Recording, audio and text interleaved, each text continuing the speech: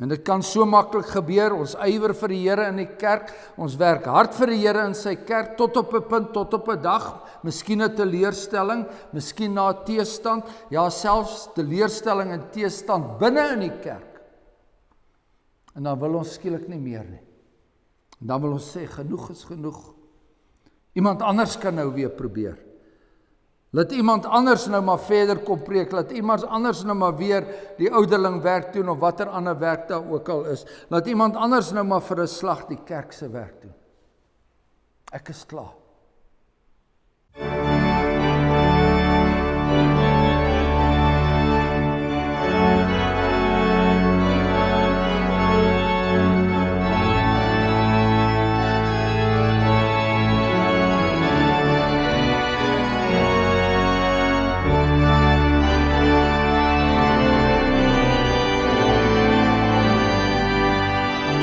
Ons bid saam.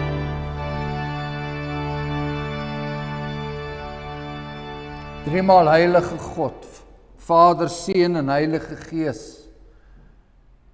U is die Here wie die gerubs toeroep, heilig, heilig, heilig. U is die God wat geskape het en 'n woord gespreek het in hierdie hele kosmos, hierdie heelal, hierdie aarde, hierdie wêreld wat ons bewoon, alles het tot stand gekom. En U het vir ons 'n omstandigheid hier geskep waar ons vandag hier by mekaar kan kom en U naam kan aanroep. En wat 'n wonderlike genade is dit nie? Dat U vir ons suurstof gee om te asem. Dat U vir ons reën gee wat hierdie aarde bevrug. En wanneer ons na die winde kyk en wanneer ons na die aardbewings kyk en wanneer ons kyk na U weerligstrale wat hier neerslaan, dan besef ons dat U 'n God van 'n verskriklike oordeel is en mag en majesteit. En daarom kom ons na U toe en ons wil onsself voor U verootmoedig vandag, want ons gaan baie argeloos om met U Seun Jesus Christus, die genade wat ons deur hom het en nie die wet wat ons so pas gelees het. U weet wat in ons lewens aangaan. Ons kom na U toe as die goeie hemelse Vader wat soveel vir sy kinders omgegee dat hy sy enigste seun gestuur het om in hulle plek die verskriklike straf te dra.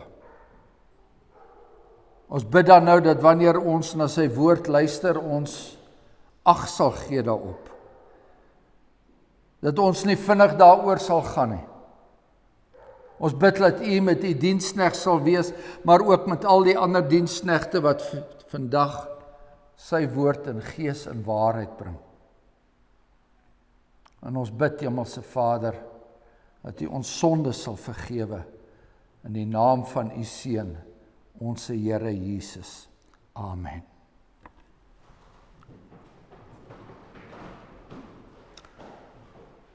Ons sit ons kort reeks van prediking oor die profeet Elia sit ons vandag voort. En ons lees in die 19de hoofstuk van die eerste koningsboek. Die profeet was daar op die berg Karmel gewees en daar het die Here aan die hele volk geopenbaar dat hy die God van Israel is. En daar het Elia ook daarin geslaag om al daardie Baal profete om hulle om die lewe te bring. Maar aan die einde daarvan sien ons hier in 1 Konings 19 'n redelike mismoedige Elia. En Agab het aan Isebel meegedeel alles wat Elia gedoen het, ja alles, hoe hy al die profete met die swaard gedood het. En daarop stuur Isebel 'n boodskapper na Elia om te sê, mag die gode so doen en so daarin toe doen, sekerlik sal ek môre sulke tyd jou siel maak, soos die siel van een van hulle. Toe hy dit sien, het hy hom klaargemaak en terwille van sy lewe weggegaan. En toe hy in Berseba in Juda aangekom het, het hy sy dienaar daar laat agterbly, maar hy self het 'n dagreis ver die woestyn ingegaan en daar onder 'n besembos gaan sit en gewens dat hy mag sterwe. En hy sê, dit is genoeg. Neem nou my siel weg, Here, want ek is nie beter as my vaders nie. Daarop gaan hy lê en hy raak onder die besembos aan die slaap. En kyk, daar raak 'n engel hom aan en sê vir hom, staan op, eet. Toe hy opkyk, was daar aan sy kop 'n ente broodkoek op warm klippe gebak en 'n kruik water. En hy het geëet en gedrink en weer gaan lê. En die engel van die Here het weer vir die tweede maal gekom en hom aangeraak en gesê, staan op, eet, anders is die pad vir jou te veel. Hy het toe opgestaan en geëet en gedrink en deur die krag van die voedsel 40 dae en 40 nagte geloop tot by die berg van God, Horeb. En hy het daar in 'n spelonk gegaan en die nag daar oorgebly. En kyk, die woord van die Here het tot hom gekom en vir hom gesê, wat maak jy hier, Elia? En hy antwoord, ek het baie geywer vir die Here, die God van die leerskare, want die kinders van Israel het u verbond verlaat, die altare afgebreek en die profete met die swaard gedood, sodat ek alleen oorgebly het. En hulle soek my lewe om dit weg te neem. En hy sê, gaan uit en staan op die berg voor die aangesig van die Here. En kyk, die Here het verbygegaan, terwyl 'n groot en sterk wind die berge skeur en die rotse verbreek voor die Here uit. En die wind was die Here nie. En na die wind 'n aardbewing. En die aardbewing was die Here nie. En na die aardbewing 'n vuur. En die vuur was die Here nie. En na die vuur die gesuis van 'n sagte koelte. En toe Elia dit hoor, het hy sy gelaat met sy mantel toegedraai en uitgegaan en by die ingang van die spelonk gaan staan. En daar kom 'n stem na hom wat sê, wat maak jy hier, Elia? En hy antwoord, ek het baie geywer vir die Here, die God van die leerskare, want die kinders van Israel het u verbond verlaat, u altare afgebreek en die profete met die swaard gedood, sodat ek alleen oorgebly het, en hulle soek my lewe om dit weg te neem. Maar die Here sê vir hom, gaan terug op jou pad na die woestyn van Damaskus, en gaan heen en salf Hasael as koning oor Aram. En Jehu, die seun van Nimsi, moet jy salf as koning oor Israel. En Elisa, die seun van Safat, uit Abel Mehola, moet jy salf as profeet in jou plek. En die een wat van die swaard van Hasael vry raak, hom sal Jehu doodmaak. En wat van die swaard van Jehu vry raak, hom sal Elisa doodmaak. Maar ek sal 7000 in Israel laat oorbly, al die knieë wat nie voor Baal gekniel het, en elke mond wat hom nie gesoen het nie. Hy het toe daarvandaan weggegaan, en Elisa, die seun van Sarfat, aangetref, terwyl hy aan ploë was met 12 paar osse voor hom, en hy self by die 12de paar was, en Elia het by hom verbygegaan en sy mantel op hom gewerp. Daarop het hy die osse verlaat en agter Elia aangeloop en gesê, laat ek tog my vader en my moeder soen, daarna sal ek u volg. Maar hy antwoord hom, gaan terug, want wat het ek aan jou gedoen? Hy draai toe agter hom om en neem die paar osse en slag dit, en met die osse se trekgoed het hy hulle vleis gekook en aan die mense gegee en hulle het geëet. Daarna het hy hom klaargemaak en Elia gevolg en hom gedien. Dit is die woord van die Here en ons lees tot sover daaruit. 1 Konings 19 vers 11. En kyk, die Here het verbygegaan terwyl 'n groot en sterk wind die berge skeur. En die rotse verbreek voor die Here uit. En die wind was die Here nie. En na die wind 'n aardbewing en in die aardbewing was die Here nie. En na die aardbewing 'n vuur In die vuur was die Here nie. En na die vuur die gesuis van 'n sagte koelte. Broeders en susters, dit is nie maklik om in die Here se diens te wees nie. En nou praat ek nie net van dominees nie, want soos jy weet is almal van ons in die diens van die Here. En soos jy weet, raak ons almal soms moedeloos. En dan wil ons opgee. Ons ywer vir die Here, maar dit lyk asof ons net water trap. Ons werk vir die kerk, maar dit lyk asof dit net ons is. Ons doen huisbesoek, maar dit lyk asof ons in die wind hap. Niks het verander nie. Niks gaan verander nie, niks wil verander nie. Ons kan op die hoogste berg staan, maar ons sien niks. Daar's geen vergesig nie, daar's geen uitsig nie, ons koppe hang en al wat ons sien is 'n paar uitgetrapte skoene. 'n Paar stowwerige tone wat daar uitsteek. Geen uitsig nie. Geen vooruitsig nie. En vandag wil die Here ons kop optel, geliefdes, en ons maak staan daar bo op die berg Horeb saam met Elia en kyk, die Here het verbygegaan en ons soveel ryker en sterker agtergelaat. Nou in hierdie spesifieke skrifgedeelte is daar nou al dikwels troos gevind. In die pikstuk donker van sielesmart en in die skemer van twyfel en in die nag van wanhoop word daar hier in Elia se verhaal troos gevind. Die vraag is net, waarin lê die troos wat ons hier vind? Hoe word die gelowige deur hierdie skrifgedeelte getroos? En nou moet ons hier waarsku, daar is baie Bybellesers wat ook al saam met Elia onder die besembos gaan sit het. En daar's baie Bybelverklaarders wat ook al Horeb uitgeklim het en daar op die uitkykpunt gestaan het en uiteindelik iets heeltemal anders raak gesien het. Die verklaringe van ons teksverse loop uiteen. Het ons hier die openbaring van 'n verborgenheid of dalk die verborgenheid van 'n openbaring. Nou baie gewilde verklaring verloop soos volg. Elia was 'n profeet van krag en geweld en nou is hy onder die besembos aan die einde van sy kragte, in 'n toestand van hopelose depressie. En hy word deur die Here, die goeie pastor, diakonaal versterk met brood en water.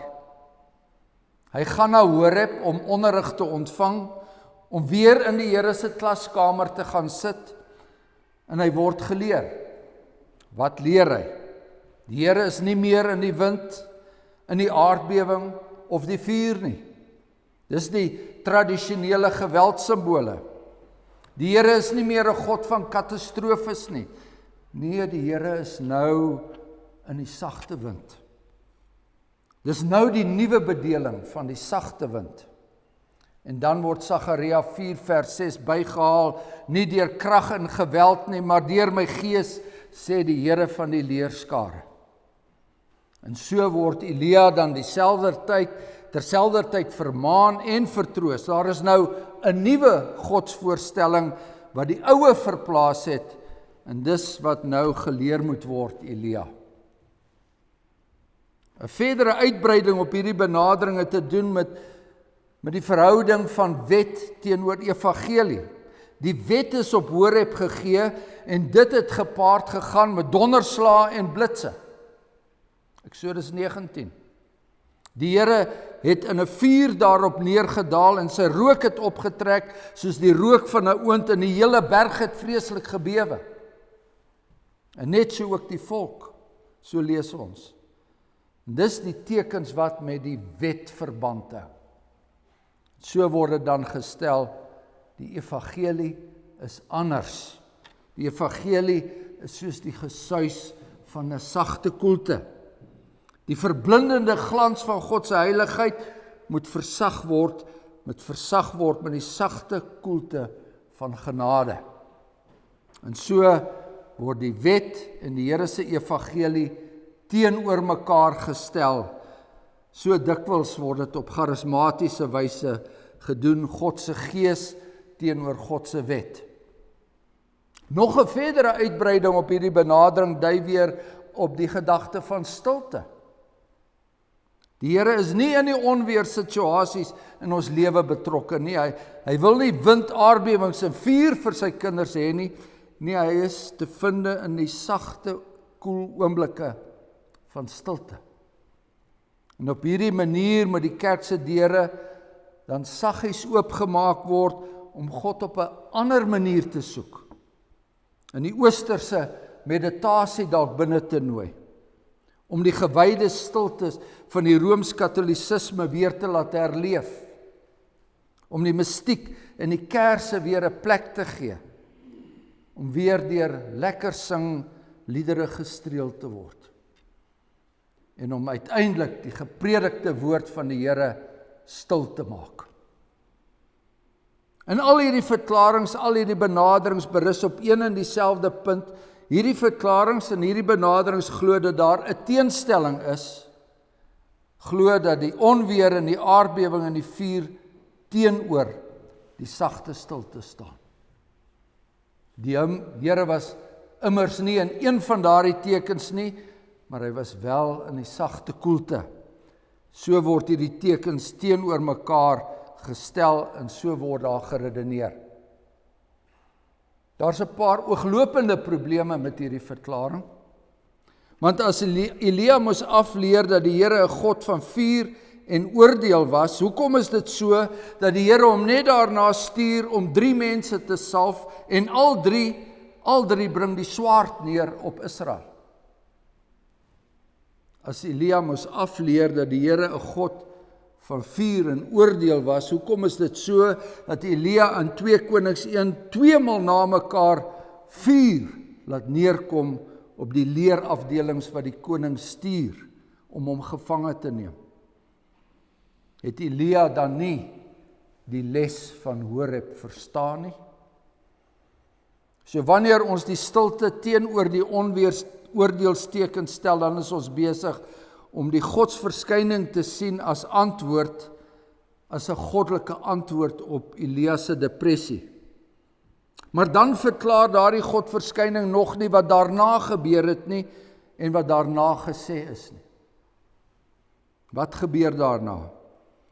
Die Here stuur Elia op 'n volgende sending. En daardie sending behels nog meer van die Here se oordeel as die vorige. En as ons na hierdie tekens kyk, die wind, die aardbewing en die vuur, dan kan dit ook wees, broeders en susters, dat daardie tekens slegs voortekens was. Ons kan dit so verduidelik.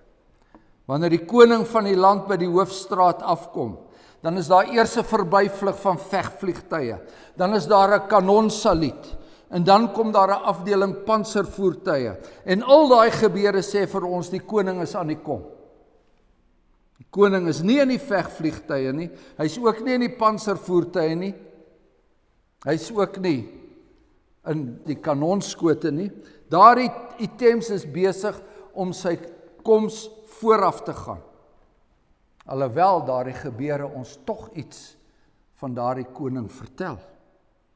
Dit vertel ons van daardie koning se mag en majesteit. Kan ons ook moontlik voorberei op 'n belangrike aankondiging, op die koning se oorlogsaankondiging. So word die koning se weg berei. En so sê die storm en die aardbewing en die vuur ook aan Elia, die koning is aan die kom. En dan verskyn hy in die suising van die stilte, en mens en natuur hou hulle asem op. Hy is verhewe, ja, hoog verhewe. As U, o Heer, in mag verskyn, sal hul soos rook en damp verdwyn, deur stormwind voortgedrewe. Hy verskyn in die suising van 'n stilte. Dit is 'n verhewe stilte. Ons verwag 'n belangrike aankondiging. Die oordeelstekens is nie in teenstelling nie. Dis in voorbereiding.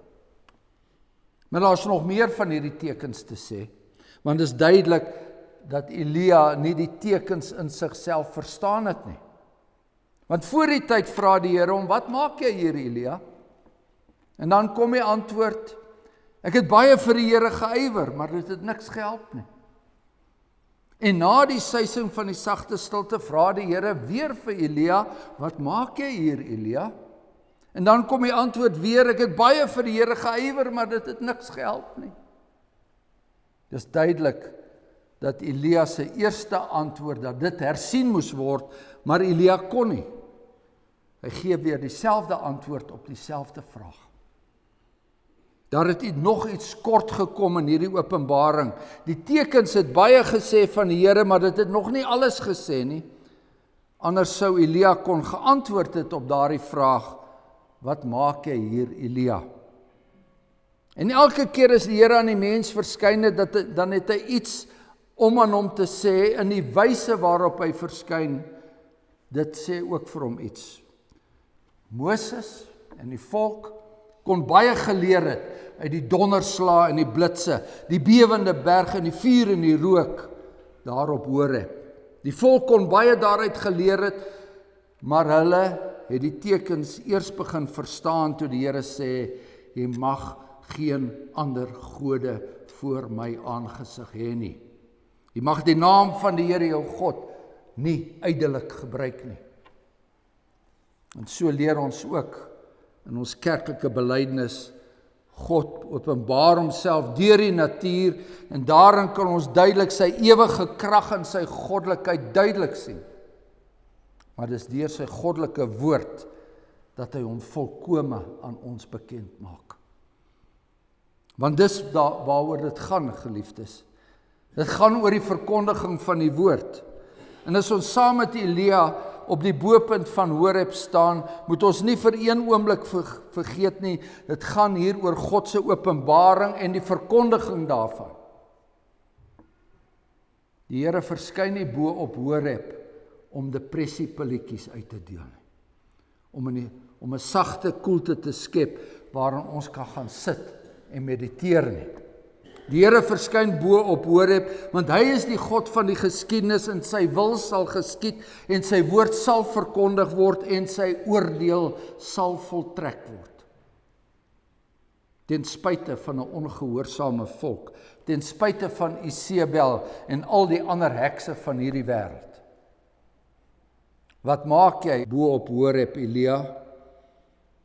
My Here, die Almagtige het aan my verskyn en hy sê vir my, gaan terug op jou pad en gaan doen dit en gaan maak so. 6 dae moet jy arbei en al jou werk doen. Eers op die Sabbatdag, dan is dit jou rus. Nou is daar nog werk om te doen. Gaan salf so en na hom so en na hom so en so. En die een wat van die swaard van Hazael vry raak, hom sal Jehu doodmaak, en die een wat van die swaard van Jehu vry raak, hom sal Elisa doodmaak. Want ek is die Here wat die wind laat waai en wat berge skeur, die Here wat die wind laat waai en rotse verbreek. Ek is die Here wat die aarde bewe. Kyk, die naam van die Here kom van ver af en sy toren brand en swaar wolke kom op en sy lippe is vol grimmigheid en sy tong is 'n verterende vuur, so skryf die profeet Jesaja. Eers God se oordeel, dan rus. En na die wind 'n aardbewing, en in die aardbewing was die Here nie, en na die aardbewing 'n vuur. En in die vuur was die Here nie, en na die vuur toe die gesuis van 'n sagte koelte. Die vuur en die oordeel het Elia herken. Maar wat sê die sagte koelte? Dis 'n nuwe openbaring, 'n openbaring van God se majesteit, ja, 'n gewyde stilte, ja, maar meer nog. Die Here sê, ek sal 7000 in Israel laat oorbly. 7 die volmaakte getal, God se getal, nie een meer en nie een minder nie. En hulle sal die Here se Sabbatsrus ingaan. Hulle sal saam met jou die gesuis van die sagte koelte ervaar. Jy is dus nie alleen nie, Elia. Jy het nie alleen oorgebly nie, daar is nog 7000. En hulle sal die Sabbatsrus saam met jou ingaan.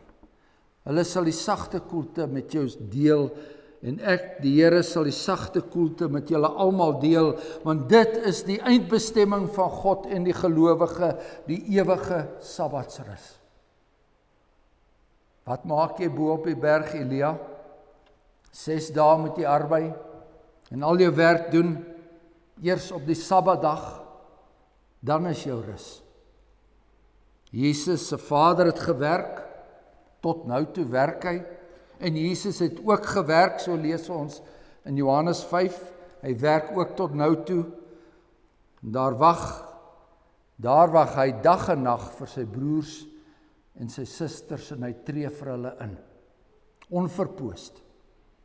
En kyk, die voorhangsel van die tempel het geskeur, van bo na onder, en die aarde het gebewe, en die rotse het geskeur, en die son is verduister, sodat daar 7000 kan oorbly, die volmaakte getal oorbly, 7000 wat nie die knie voor Baal gebuig het nie.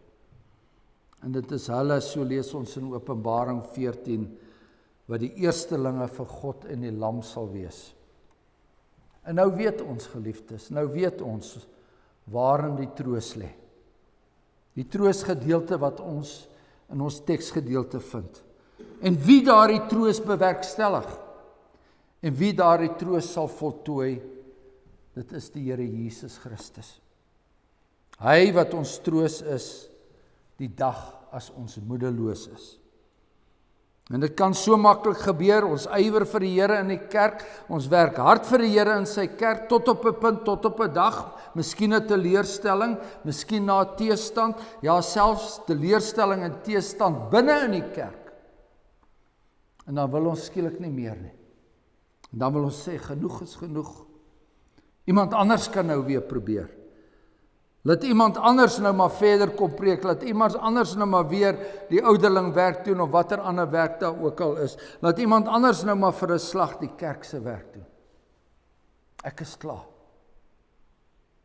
Vir ons bly egter daai een vraag oor, daai vraag wat ons saam met Elia moet beantwoord, hier waar ons die wonderlike uitsig vanaf Horeb het, wat is ons besig om te doen? Wat maak ons hier?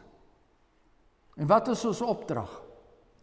Terwyl die week nog 6 dae oor het, 6 dae werk, voor die dag van die sagte koelte aanbreek, die ewige Sabbatsrus.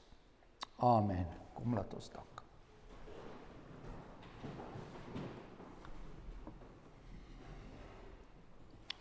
Genadige God en Hemelse Vader, U wat die Vader is van alle vertroosting en ontferming, en U wat deur U Seun Jesus Christus vir ons die vertroosting van Israel gestuur het, en U wat deur die Heilige Gees die ander trooster vir ons gestuur het, wat ons verbind aan al die beloftes wat ons het in die woord. Ons aanbid U. En U weet wat in vermoeide harte aangaan. U weet van diegene wat by wyse van spreuke vandag onder die besembos sit. Sommige van hulle getroue diensknegte. Sommige van hulle was nog nooit anders as om onder 'n besembos te sit nie. Maar U roep die kinders op tot getroue arbeid. U roep ons op om ons verlamde knieë weer styf te maak, om weer ons oë te rig op die Here Jesus Christus. En ons bid dat U dit sal doen, ook deur hierdie woord vandag. Ons vra dat U ons sondes sal vergewe. Sommige van ons sondes is net bloot luiheid en laksheid, argeloosheid. Sommige van ons sondes wat net spruit uit 'n selfvoldaanheid, uit 'n eie geregtigheid. Ons bid dat U ons dit sal vergewe. En dat ons U sal dank, elke dag sal dank vir die wonderlike voorreg dat U ons waardig maak om in U diens te wees. In die naam van ons Here Jesus Christus. Amen.